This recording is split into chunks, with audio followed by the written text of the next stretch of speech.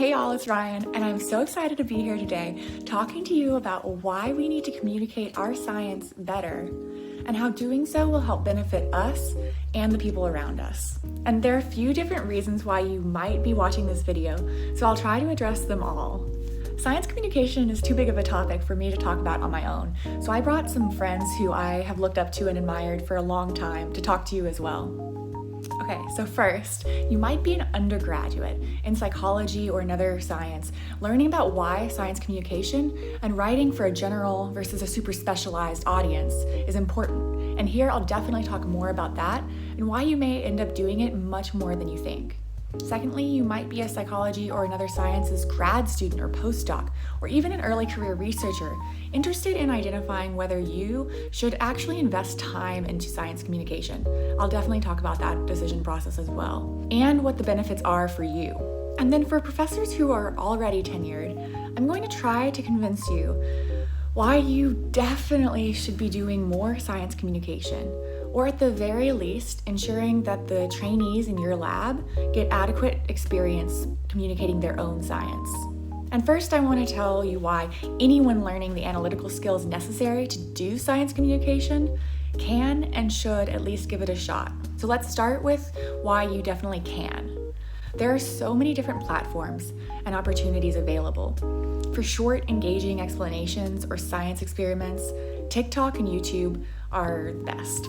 If you don't want to be on video though, which is completely understandable, right? Think about writing blog posts or long-form science pieces. I'll leave some good resources and examples in the description below.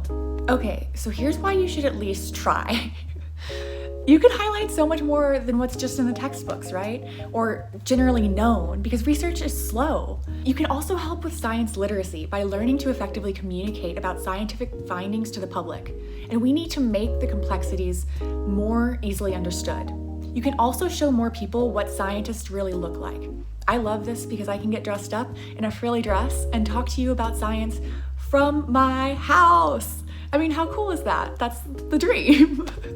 And okay, so if you're a psychology undergraduate, you'll probably not be doing academic writing for your profession. And this is a more accurate and better practice because only 14% of psychology grads continued on to get a graduate degree in psychology, and more than half didn't do any more schooling. And paraphrasing technical material or putting it into your own words is a great way to demonstrate your understanding of topics that are complex.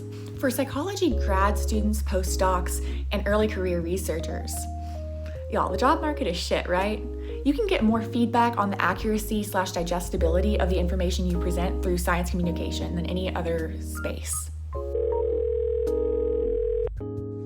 Hi, my name is Sarafina Nance, and I am an astrophysics PhD student at UC Berkeley, and I do a lot of science communication on social media, specifically Twitter and Instagram. The reason that I got into science communication is, honestly, I was studying for my prelim exam in grad school, and I needed to find a way to talk to people about what I was learning. So I basically wanted to explain what I was learning in a way that people who don't study astronomy could understand.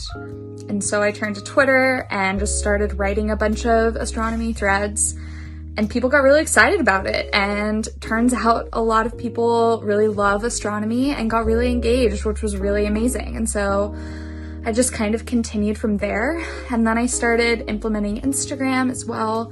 Instagram stories are a great way to do science communication. I do a lot of Q&As on Instagram where people ask me questions, and I'm able to bring in videos and pictures and things like that that are a little bit more interactive, to get people excited and to basically get people to learn about what I'm talking about. I love doing science communication. I think that it is one of the most important things that scientists could do, because your work really doesn't have that much value until people can understand it and can actually internalize it and learn something from it. I think it's our jobs as scientists to communicate things in effective ways so that people can basically get engaged, can learn how to think about certain things and develop their analytical thinking, and get excited about the natural world that we have the privilege of studying.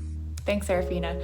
That was awesome, and Sarafina is an incredible science communicator. So practicing talking about your research with people who are genuinely interested and likely not as critical as you're actually used to in graduate school is a great opportunity. It's also great public speaking practice for master's and dissertation defenses. You can also learn to explain jargon, which in my opinion is the hardest part, but benefits you on the job market and everywhere else as well.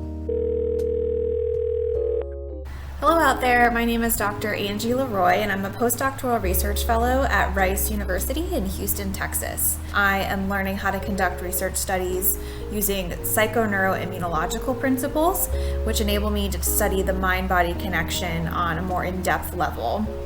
And recently, some of my colleagues and I started a podcast called Inside the Chrysalis. And the mission for our podcast was to introduce and discuss psychological concepts in the context of the real world, and to help people, importantly, apply these concepts to their real life and what's actually happening to them in real time. My personal passion for doing scientific communication in mediums that are accessible to the public, like through podcasts, is to enable people to integrate science into their own personal journeys and their own personal growth and healing. We can't expect the public to be good consumers of scientific information if no one A, teaches them how to do that, and B, takes the responsibility on to actually communicate scientific findings in a way that they can understand. We get years and years and years, sometimes decades of experience in understanding scientific findings, and the general public doesn't get that. I don't think it's fair for us to put all of the responsibility on them when we're the ones that's generating this new knowledge in the first place. Why shouldn't it just come right from our mouths? That's so awesome. And I really appreciate Angie and Sarafina being here to talk to you today about their unique versions of science communication. For tenured professors, when scientists communicate within fields, we suppress emotions, offer nuance, etc., but the research only speaks for itself to those who are actually trained to listen. You're the best advocate and often the best person to speak on the topic and the implications of your own research. You can also make sure that science communication is built into the curriculum for undergrads and especially for graduate students that you advise. And I'll end with this quote: "The background and experience of a theoretical physicist allows him or her to feel profoundly moved by fundamental discoveries about the fabric of the universe. The rest of us, who don't have the tools or speak the language, need a translator. So we can be those translators."